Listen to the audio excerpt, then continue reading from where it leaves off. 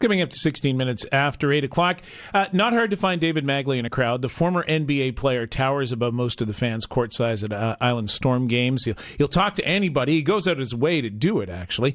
He's the commissioner of the National Basketball League of Canada, and he's spending lots of time in the stands of all of the league's teams this year. He's made a number of tours through the league and plans to continue until the end of the season. Magley was brought in last year to investigate that strange ending to the NBL season. You remember that? The brawl, one team refused to play. The final game was forfeited. The Halifax team went home. David Magley not only reported to owners on what happened on that particular day, his investigation ended with an invitation, one to run the league. We talked yesterday before the Storm took on Moncton. After Game 7 happened, I think the board decided that we really needed to have a commissioner because they were kind of self-governing at that point. And the belief is that Game 7 probably doesn't occur if you've got a strong commissioner in place. So they went after it. I have a unique business background to go along with my basketball background and my love of the league, so it made sense for them to approach me, and that's kind of how it worked. They approached me. Your first priority, though, was to clean up the league and give it a bit of an image makeover. Well, absolutely. It didn't cost a lot of money to do things the right way, to add a drug policy and a dress code for the players that aren't dressing, clean up the play a little bit, and shrink the number of transactions that teams are allowed to make and make teams have a little bit more stability through the whole year. So all of those things cost very little money. And the really big thing, though, is that I've got 8 owners that now work together as a unit. And that's the biggest adjustment that we've gotten. Instead of 8 franchisees trying to beat each other's brains out for a championship, we operate more like a Wendy's franchisee, where we're all protecting our brand, which is Wendy's, and it's the most important thing. So when you understand that, that makes a big difference. And you can tell that there's a lot of people that feel really good about where we're at. London continues to set record crowds. Halifax has had 6 crowds that are bigger than the next one the last 6 games. Today we're going to see 3,000 people here, which will be the record crowd for PEI for a regular season game. And then you go back to last night in Moncton where we had 6,007 fans, which is a record crowd there. So all of the franchises are starting to pick up momentum. Now, in PEI's case, I think a lot of this is there always seems to be a reason to come to the arena outside of the basketball. Is that a concern? Well, I think it's good. I think it's when I played in the NBA 100 pounds ago, you went to watch the game, and that's all. Man, you go to an NBA game now, it's entertainment. There's jugglers, and there's people jumping on trampolines, and there's not a minute that's not filled. And Duncan Shaw probably gets this better than anybody in the league. He really understands that I want somebody on that center logo at every break.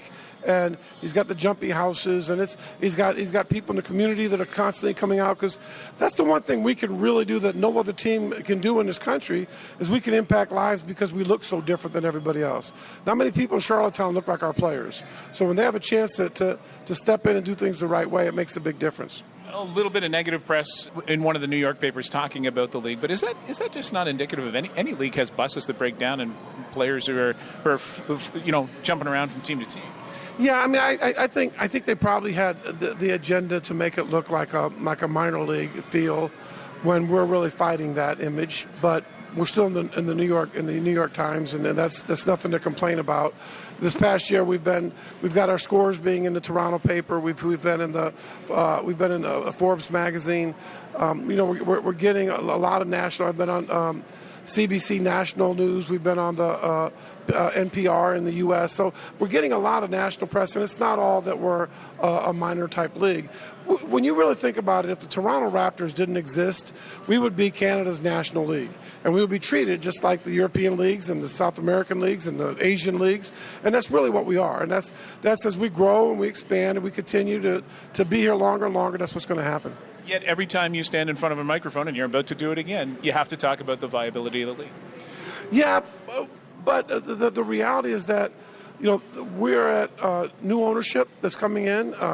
25 new owners took over a Halifax franchise that was having a tough time. A new ownership group with a lot of money came in Niagara that's doing things the right way. This franchise is going to make money this year for the first time ever.